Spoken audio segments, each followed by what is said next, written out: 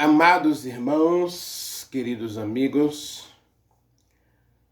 amadas irmãs e amigas em Jesus Cristo, tudo bem com vocês? Que o grande amor de Deus, a graça maravilhosa de Jesus Cristo e a doce comunhão do Espírito Santo sejam uma realidade viva em teu coração, em tua vida. E que, meu Deus, segundo a sua riqueza em glória através de Jesus Cristo, supra hoje cada uma das tuas necessidades. Muito obrigado, meus queridos e queridas, por assistir minhas mensagens até o final. Muito obrigado pelos likes. Muito obrigado por compartilhar estas mensagens. E muito obrigado por comentar e assistir o vídeo até o final. Deus é contigo. Vamos orar? Maravilhoso Deus, meu bom Pai que habita nos céus, Deus eterno, infinito, imortal, imutável, Criador, Tu és Deus, onisciente, onipresente, onipotente. Tu, ó Deus, sabes todas as coisas. Tu sabes o que é melhor para cada um de nós. E eu tenho certeza que o Senhor tem planos maravilhosos para todos nós.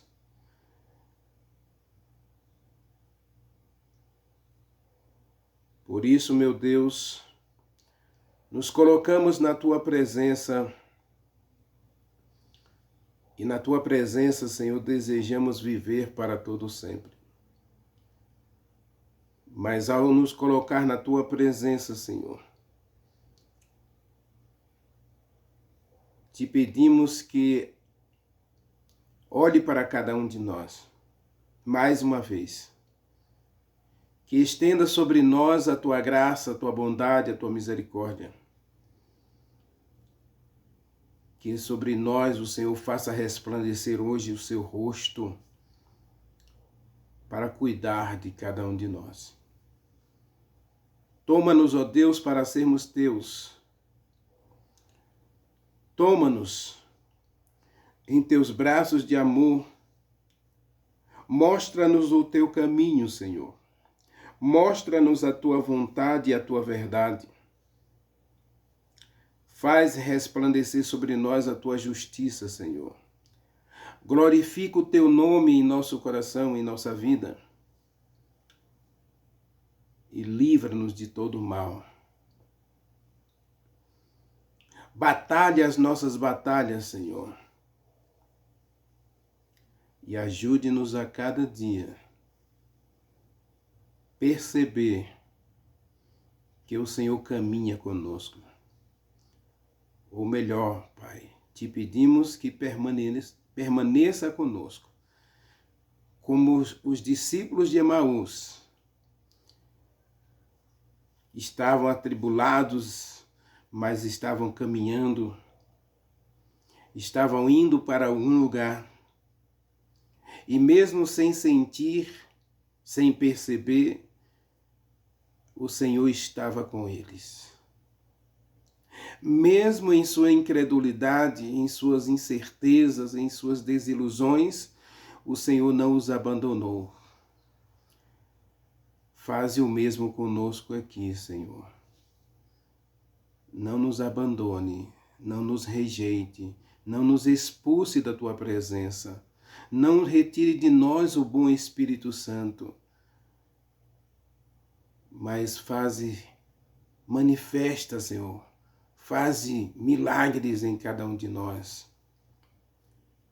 Manifesta-te a nós poderosamente, ó Deus, como te manifestaste a José, como te manifestaste a Jacó, como te manifestaste a Abraão, como te manifestaste a Daniel, a João, a todos os teus filhos e filhas no passado. Tu és o mesmo, ontem, hoje e o será para sempre. Então, Senhor, faze resplandecer sobre nós a tua glória. Age na nossa vida, meu Deus. Cura as nossas doenças, sara as nossas enfermidades. Dá-nos sucesso em todos os nossos empreendimentos e caminhos. Se o Senhor permanecer conosco, nós seremos bem-sucedidos. Nós te pedimos, Pai, agora que o bom Espírito Santo nos ensine a entender, compreender e praticar a tua palavra. Nós oramos, Pai, nós te agradecemos no doce e sagrado nome de Jesus Cristo. Amém.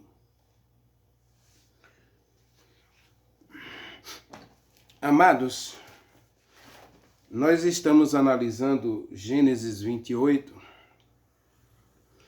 Nós ainda estamos nos versículos 15 a 17.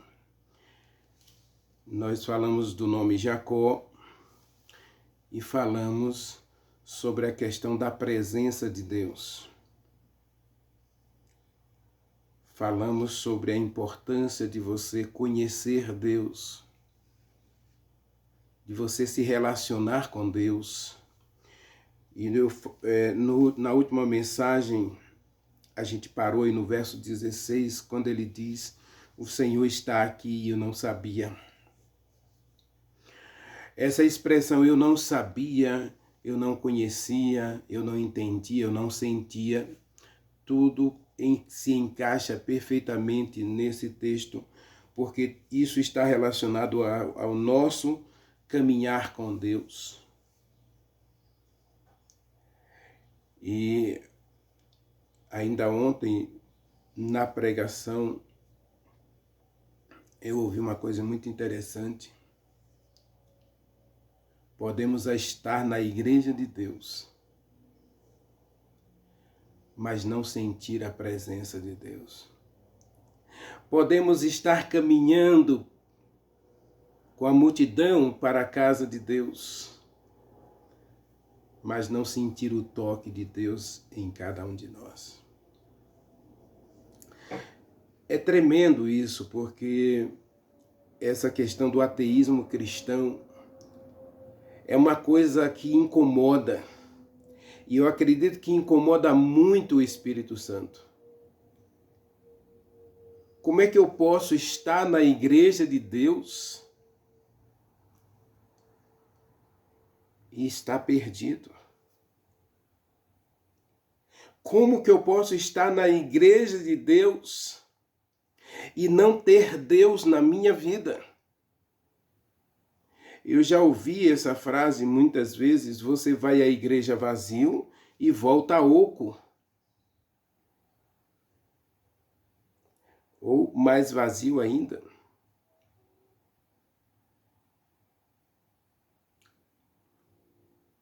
É preciso a gente parar e ver e pedir para o Espírito Santo fazer um milagre em cada um de nós. Porque não é possível mais brincarmos de cristão.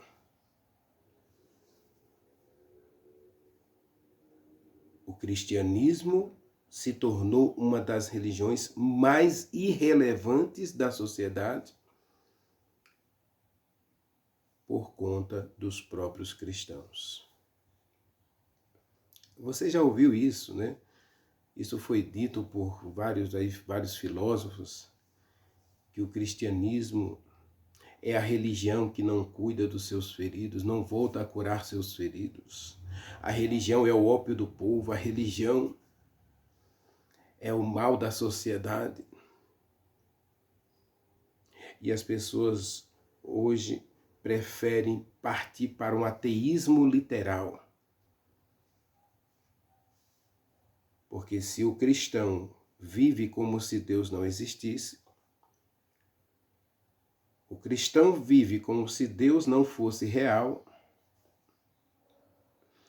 então ele prefere partir para o conceito científico de que Deus não existe, que tudo aqui é fruto do acaso e os acontecimentos são obras das escolhas e decisões humanas e que essa humanidade precisa caminhar para um ponto de equilíbrio.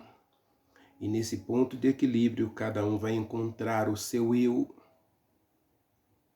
E aí você coloca a sílaba de antes, cada um vai encontrar o seu Deus.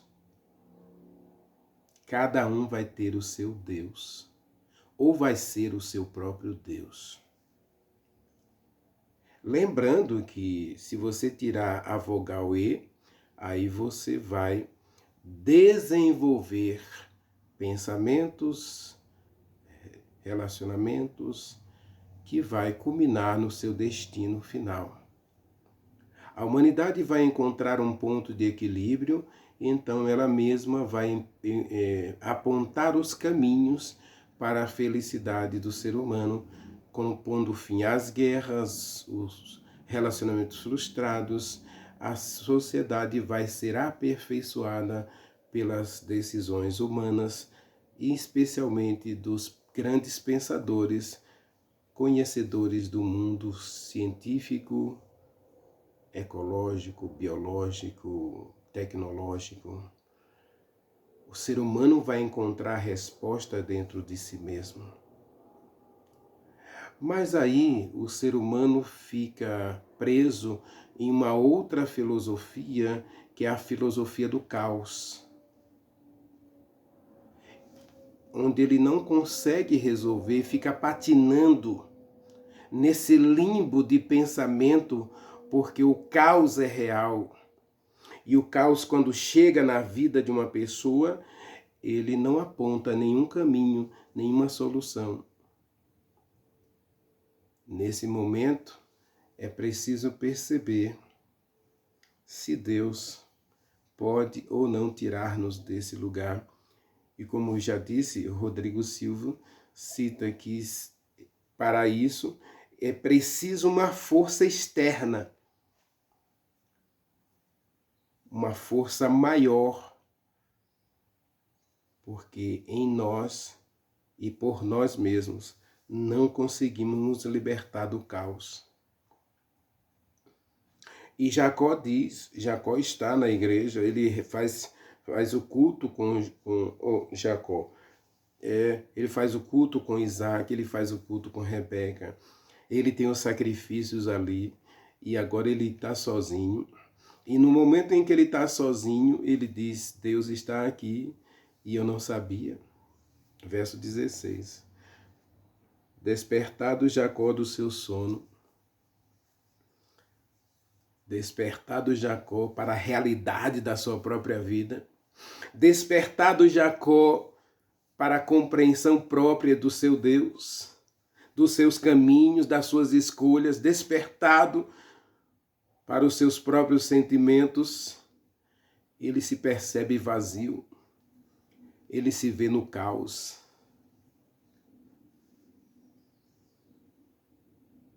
E quando ele se percebe no caos, diz o verso 17, ele teve medo. Quando ele se percebe no caos, vazio, destituído de futuro e de esperança, ele teve medo. Será que não é isso que está dominando a sociedade atual? Eu falei na mensagem anterior que nós estamos vivendo a geração da ansiedade, do medo, da depressão e do estresse, onde nós corremos demais para ter coisas, para conquistar coisas, mas Deus não está conosco lá, porque nós o abandonamos ou nós não o conhecemos. Nós não o fazemos nosso guia, nosso parceiro, nosso sócio, nosso amigo, nosso companheiro de jornada. Então, o que vai nos dominar é o medo.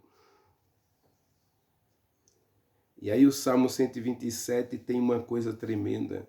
Se o Senhor não guardar a cidade, em vão vigia a sentinela. Se o Senhor não guardar a casa, é inútil, meu querido, você colocar cerca elétrica, você inventar um monte de coisa para se proteger. E diz o Salmo 127 que sem Deus você nunca vai ser bem-sucedido. Se você não deixar Deus ser o seu guia, seu sócio, seu amigo, seu companheiro,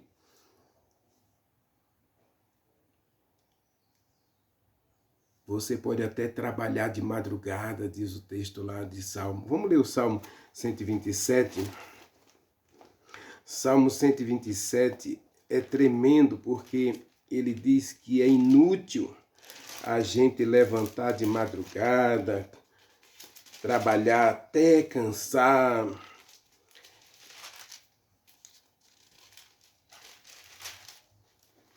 Nossa vida não prospera sem Deus. Se o Senhor não edificar a casa, em vão trabalham os edificadores. Se o Senhor não guardar a cidade, em vão vigia a sentinela. Inútil é para vocês levantar de madrugada, trabalhar tarde, repousar tarde e comer o pão que penosamente granjeaste. Aos seus amados, Deus o dá enquanto eles dormem. Aos seus amados, Deus o dá enquanto eles descansam, enquanto eles esperam, enquanto eles confiam plenamente na mão de Deus. Despertado Jacó do seu sono, teve medo.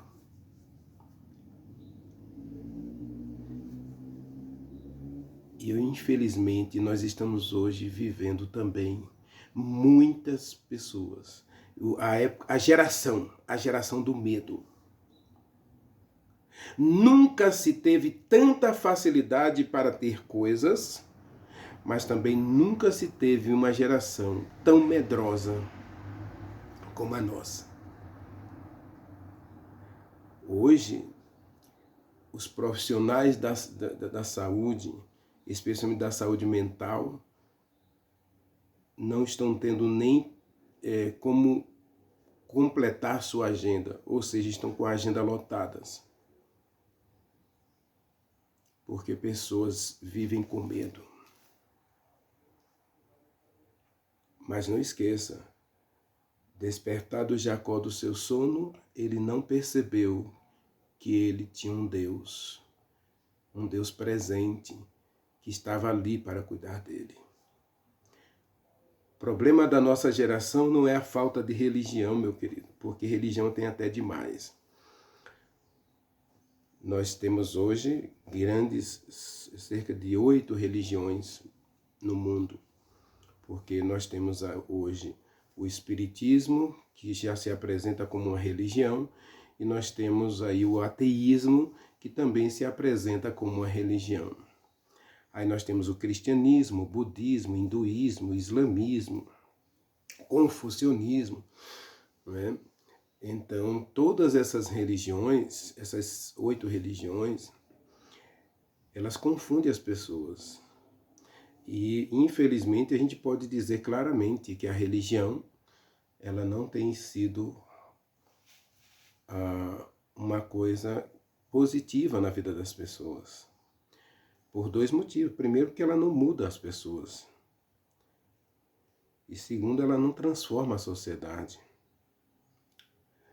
Graças a Deus que a religião atual ainda é um freio às grandes atrocidades.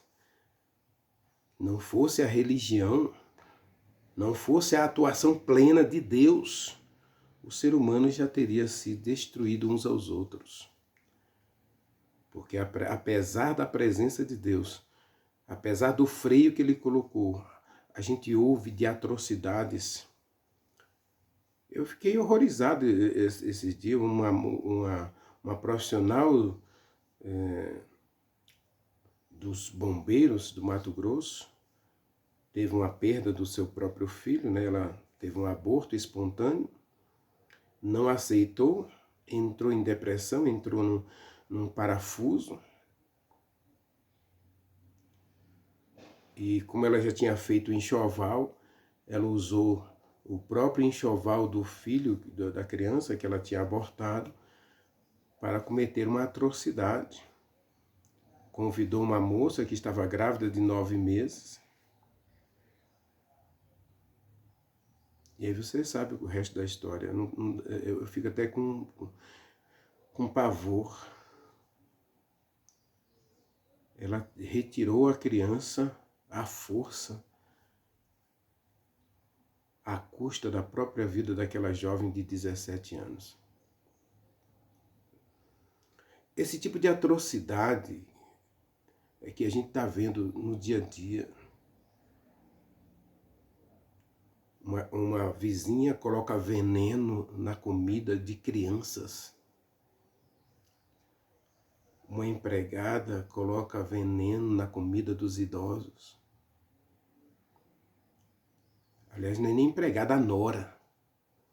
Então, esse tipo de atrocidades que a gente ouve, eu não gosto nem de ver jornal, mas infelizmente essas notícias se espalham.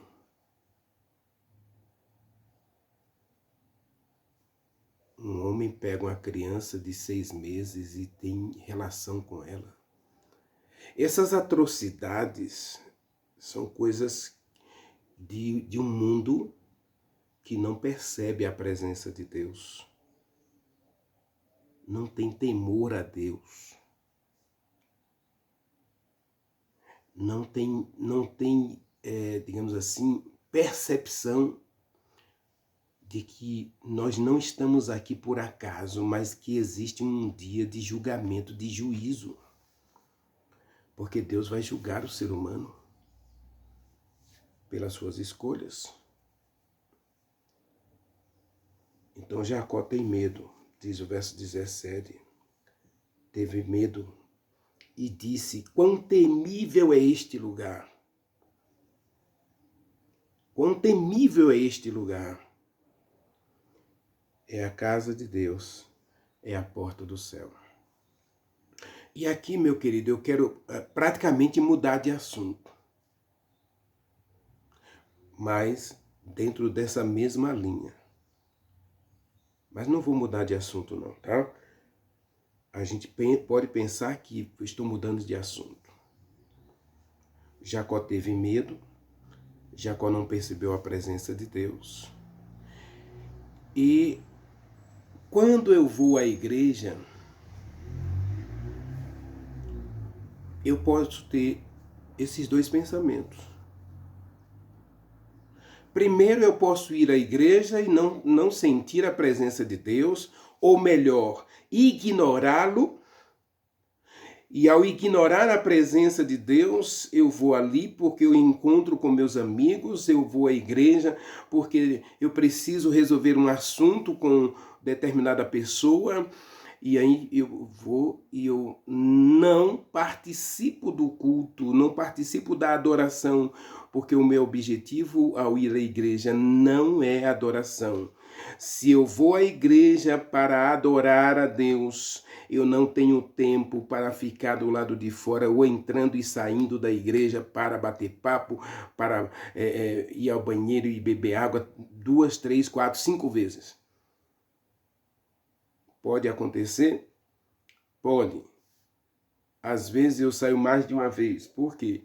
Porque como eu faço um propósito, naquele dia eu não como uma comida, eu apenas tomo um suco. E lógico, quando o seu estômago está vazio e você tomou um copo com 600, 700 ml de suco, lógico que você vai precisar ir ao banheiro mais de uma vez, porque o seu corpo vai expelir a água. Isso pode acontecer, mas tem que ser uma exceção, não pode ser a regra. Aí você vai me dizer, mas o culto está sem graça, a coisa, tudo que está sem graça. Você não vai lá para achar graça de nada, meu querido. Se você quiser achar graça, vá para o circo. Se você quer uma coisa que vai fazer você rir, gargalhar, vá para o circo, vá para o cinema, vá para o teatro. Igreja é lugar de adoração. Igreja é lugar de reverência, igreja é lugar de contrição, é lugar de confissão de pecados, de entrega pessoal você é o sacrifício vivo. Você acha que o cordeirinho, quando vai para o sacrifício lá em Israel ainda, quando as pessoas vão matar o cordeirinho, ele vai sorrindo, feliz da vida porque ele vai ser sacrificado? Então leia Apocalipse, capítulo 5, e leia Levítico, capítulo 16. O cordeiro tem que ser sacrificado. Vai haver derramamento de sangue, vai haver lágrimas, vai haver arrependimento, vai haver tristeza por pecar. O que acontece hoje é que nós estamos indo para eventos. E eventos são entretenimentos para agradar o nosso ego. Ah, não gostei do culto hoje, não gostei do pregador, não gostei da pregação, não gostei do músico, não gostei das... Lógico, não é culto, é evento. E diante disso tudo, Deus não vai estar nessa bagunça. Deus não vai estar nessa baderna. É por isso que a gente vai para a igreja vazio e volta oco, porque Deus não está lá.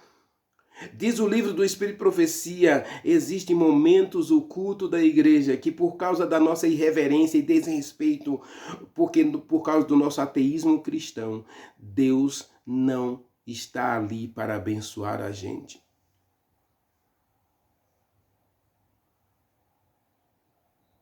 Deus está aqui e eu não sabia. A segunda atitude, existe um problema hoje que as pessoas têm apresentado um Deus tão mau, um Deus tão carrasco, tão preocupado em se vingar dos meus erros, em corrigir os meus erros, em abater-me por causa dos meus erros, que eu tenho medo dele. Quão temível é este lugar. E aí a gente vive a religião do medo. A gente tem medo de pecar, a gente tem medo de errar, a gente tem medo até de acertar. E aí começamos a viver a religião a religião das obras, a religião do mérito próprio. Eu tenho que agradar a Deus. Aliás, isso era típico dos deuses pagãos. Essa mentalidade de um Deus vingativo, um Deus irado, um Deus zangado, um Deus que nunca se satisfaz, é coisa da religião pagã. Como diz o pastor Everton e o pastor Rodrigo Silva, e o professor Rodrigo Silva, os deuses, eles precisavam que as pessoas estivessem sempre fazendo alguma coisa para tentar aplacar a sua ira, para tentar agradá-lo, a fim de que eles conseguissem as bênçãos dos seus deuses. Foi por isso que Deus pediu aos filhos de Israel que nunca fizessem deuses, porque os deuses pediam sacrifícios e sacrifícios até humanos. Quando você lê o livro de Levítico, meu querido, quando você lê o livro de Números, quando você lê o Velho Testamento,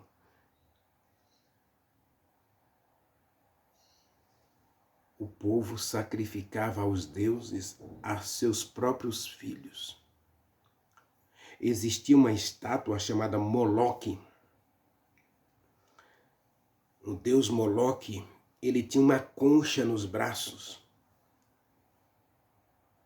E ali se deitava a criança, e a estátua era oca, então eles enchiam de lenha aquele oco da estátua. É tipo um forno, não é? E aí colocava a lenha ali, acendia aquela estátua incandescente, com a criança deitada viva em seus braços. Era uma atrocidade. Mas o cristianismo tem adotado essa filosofia de um Deus irado que está preocupado só em chicotear teus erros. Nós não encontramos isso em Jacó, porque se fosse assim, um mentiroso, trapaceiro, enganador, zombador, que teve coragem de vestir a roupa do seu irmão, enganar e mentir para o próprio pai, dizer que era Esaú sem ser Esaú. A voz é de Jacó, Isaac vai dizer no capítulo 27. A voz é de Jacó, mas o cheiro é de Esaú. Lógico que o cheiro é de Esaú, porque ele está vestindo a roupa de Esaú. Ele está fingindo ser Esaú. E o cristianismo está cheio de pessoas hipócritas. Porque o hipócrita é aquele que vive o que não é e prega o que não vive. Com a boca fala uma coisa e com o corpo diz outra. Como diz os grandes pregadores,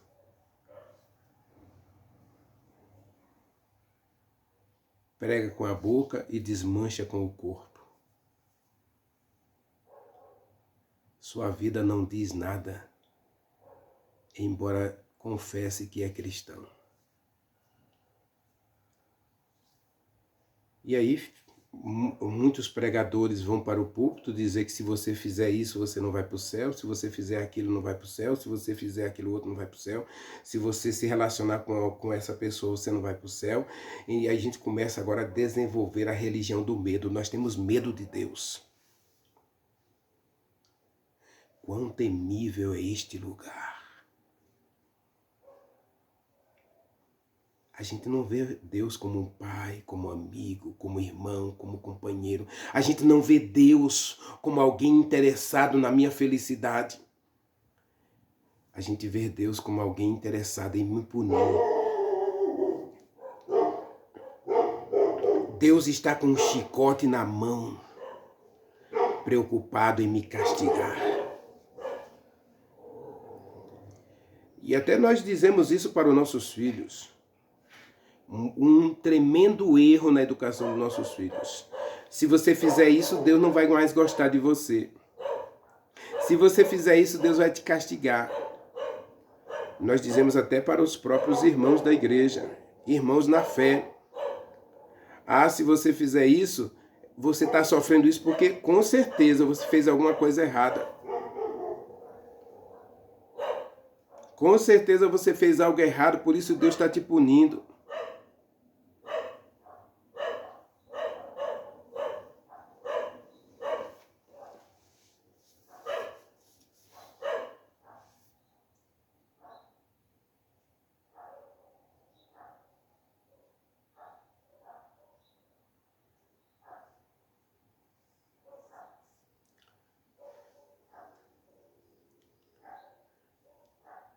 E até nós dizemos isso para os nossos filhos e para os nossos irmãos. Olha, se você fizer isso, Deus vai te castigar. Olha, você está passando por isso, e isso aí é castigo de Deus, porque eu tenho certeza que você fez alguma coisa errada. Os amigos de Jó ainda estão presentes na igreja, meu querido. Os consoladores de Jó chegaram para Jó, confesse que você errou, confesse que você abandonou a Deus, confesse que você é um homem mau. Eles inventaram mais tanto problema para Jó, tanto erro na vida de Jó, que deixaram Jó mais deprimido do que antes. E aí nós dizemos para o nosso menino, né? Deus não ama você não, porque você fica fazendo isso. Se você fizer isso, Deus não vai te amar mais. Você está passando por isso, isso é castigo de Deus. Nós temos um problema gravíssimo, meu querido. Agora, Jacó abre os olhos. E ele diz, aqui é a casa de Deus. aqui é a porta dos céus. Essa expressão aqui, meu querido, não tem que ver com casa, não tem que ver com lugar, tem que ver com a pessoa. Onde Deus está, aí se torna santo. Se você para na sua casa, se você separa um cantinho ali para orar, para comungar com Deus, para aprender de Deus, para discutir com Deus os teus problemas, as tuas dificuldades, se você para, ali é a casa de Deus. E aliás, eu vou um pouco mais além. Se você abre o coração a Deus, se você abre o seu entendimento para buscar a Deus, você se torna a casa dele. João capítulo 14, verso 23. E Salmo 91. O Salmo 91 diz que eu escolhi Deus como a minha casa, mas João 14, verso 23 diz que Deus escolheu eu como a casa dele. Escolheu meu coração para ser a casa dele. Quão temível é este lugar, é a casa de Deus. E embora a gente tenha aplicado esse texto literalmente, com uma interpretação primária de que aí ele está falando de um lugar, é muito mais que um lugar. Eu digo até que não tem nada a ver com o lugar, tem que ver com quem está no lugar. Foi a presença de Deus naquele lugar que transformou o lugar em casa de Deus. Isaías 56, Deus vai dizer que se os eunucos buscarem a Deus, se os eunucos dedicarem suas vidas a Deus, Deus os levará para a sua casa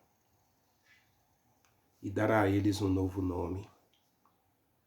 Veja que aqui tem que ver com aliança, tem que ver com relacionamento, tem que ver com entrega, tem que ver com sacrifício, tem que ver com adoração. A verdadeira adoração é aquela em que eu vou à presença de Deus em contrição, em reverência, em respeito, em amor por esse Deus que está presente no lugar para me abençoar. Deus não estava aqui para castigar Jacó.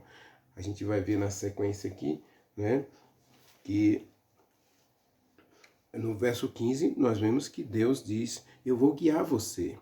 Eu não vou punir você, eu não vou castigar você, eu não estou aqui para isso. Estou aqui para mudar a sua história. Eu estou aqui para transformar você, estou aqui para convertê-lo, para purificá-lo, para santificá-lo. Estou aqui para preparar você para viver na minha presença para sempre. Esse é o Deus que a Bíblia apresenta. Um Deus preocupado, amoroso, interessado em tua felicidade, em nossa felicidade. A casa aqui é onde você escolhe estar na presença de Deus. Se você, na sua casa, não estou dizendo que você não deve ir à igreja, não. Por favor, nunca entenda isso. O grave problema nosso é as pessoas interpretar nossas palavras. Eu não estou dizendo que a igreja não é importante.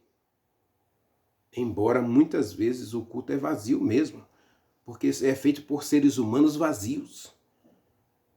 Que às vezes nem se preparou para se colocar lá na frente como um modelo para ser seguido, não se colocou nas mãos de Deus para ser um instrumento de Deus para ajudar as pessoas que estão patinando em seu caos.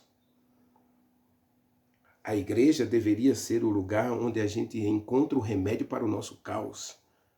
Infelizmente, nós estamos vendo que muitas vezes isso não acontece porque a igreja é feita de pessoas imperfeitas, pessoas que erram, que também estão vivendo o seu caos e que infelizmente ainda não tirou a sua trave para enxergar o argueiro no olho do seu irmão.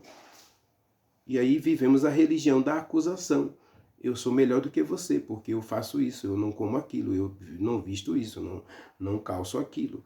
Então a gente vive comparando a nossa fé com as obras alheias. Infelizmente, a gente, por isso, volta da igreja vazia. Então Deus está ali. Jacó percebe agora a presença de Deus e ele diz: aqui é a casa de Deus, aqui é a porta do céu. Eu amo essa expressão aqui, Betel, casa de Deus, porta do céu. E eu quero dizer uma coisa para você, meu querido, para a gente concluir esse texto. A Betel de Deus pode ser qualquer lugar. Você pega a sua Bíblia, você pega o seu inário, você pega o seu celular. Hoje nós temos muitas músicas disponíveis no YouTube. Então você vai para um lugar embaixo de uma árvore, você entra no seu quarto, você senta no seu sofá, e aí você se aquieta na presença de Deus. Aí está Betel. Vai ter um momento de você ir à igreja, é verdade. A igreja abre, a minha igreja abre, a igreja que eu frequento abre 3 vezes na semana. Domingo à noite, né, que já é segunda-feira, na quarta-feira à noite, que já é quinta-feira, e no sábado pela manhã e às vezes no sábado à tarde. São 3 vezes apenas. E você vai se contentar com uma religião em que você vai à presença de Deus 3 vezes por semana apenas? Então você tem que fazer a sua Betel. Alguns defendem que a igreja devia ficar aberta 24 horas e 7 dias por semana. Seria interessante se a igreja tivesse essa possibilidade, né? Hoje, com a igreja fechada, já está tendo tantas coisas ruins acontecendo, né?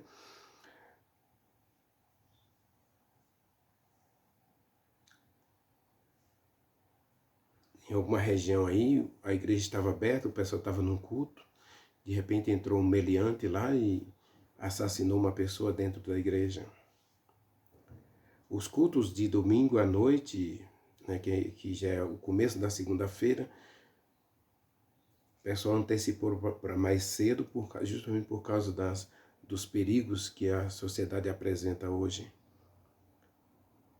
Ir à igreja hoje não é coisa simples, demonstra perigo. Mas não é para você deixar de ir à igreja por isso, porque nós temos anjos que nos protegem.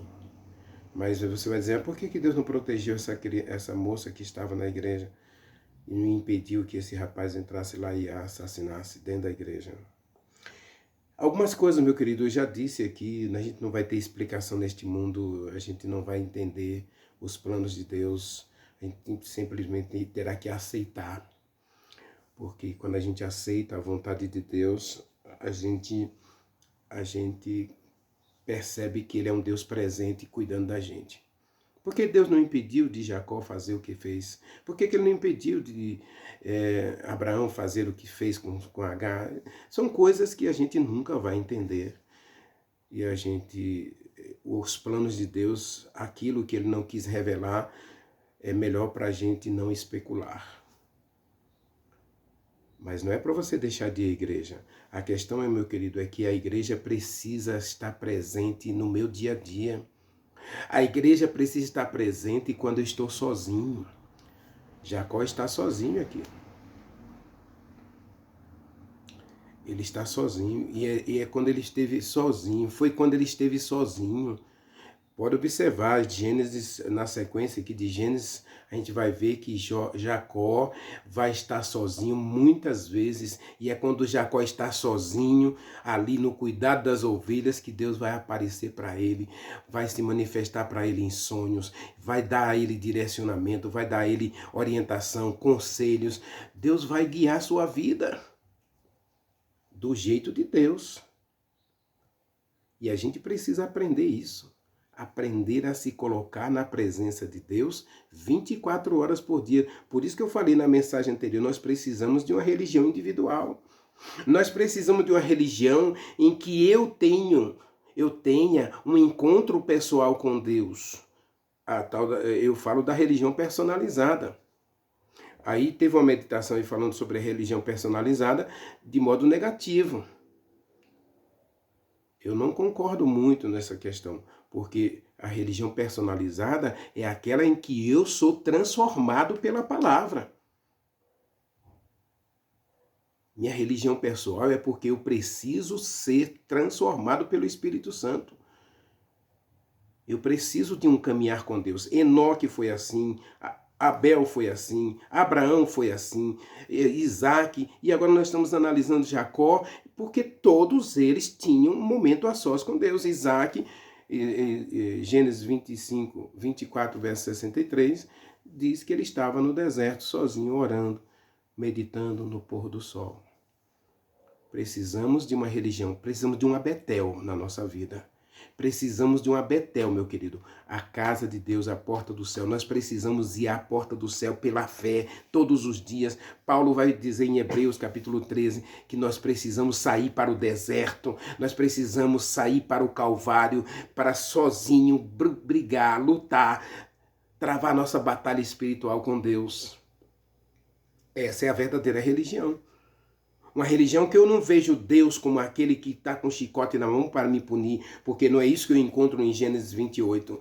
Eu encontro um Deus que está guiando Jacó para o plano de Deus, para os caminhos de Deus, para a vontade de Deus. E aí ele diz, este lugar é a casa de Deus, é a porta do céu. E a Betel de Jacó, meu querido, vai acompanhá-lo até Harã e vai trazê-lo de volta a esse lugar. Não diz o nome desse lugar. Ele vai dar nome a esse lugar. Betel, casa de Deus, porta do céu. Ele vai para Harã, ele leva Betel para Harã. Ele é fiel a partir daqui. A gente vai ver na mensagem de amanhã. Ele vai ser fiel a partir daqui. E ele teve um encontro com Deus na Betel. E ele foi transformado em Betel. Ele foi consagrado em Betel. Ele foi purificado em Betel. E agora ele leva Betel para Harã. E ele volta para Betel. 20 anos depois ele volta para Betel. Esse é o lugar, meu querido. Nós estamos nesse mundo, nesse deserto, porque Deus quer nos purificar. Mas o nosso lugar é em Betel. Há uma Betel, Apocalipse capítulo 21, que Deus está preparando para mim e para você. João 14, eu quero concluir com João 14. Jesus Cristo disse, não se turbe o vosso coração. João 14, né? É lindo esse texto. João 14. Verso 1, 2 e 3. Diz assim, não se turbe o vosso coração. Creia em Deus. Comece a ver Deus na sua vida, meu querido. Comece a colocar Deus em seus planos. Creia também em mim. Na casa do meu pai tem muitos apartamentos. Tem muitas casas também, tá? Eu não gosto de apartamento. Tem muitos lugares, tem muitos quartos, né? A versão original é quartos. Na casa do meu pai tem muitos quartos.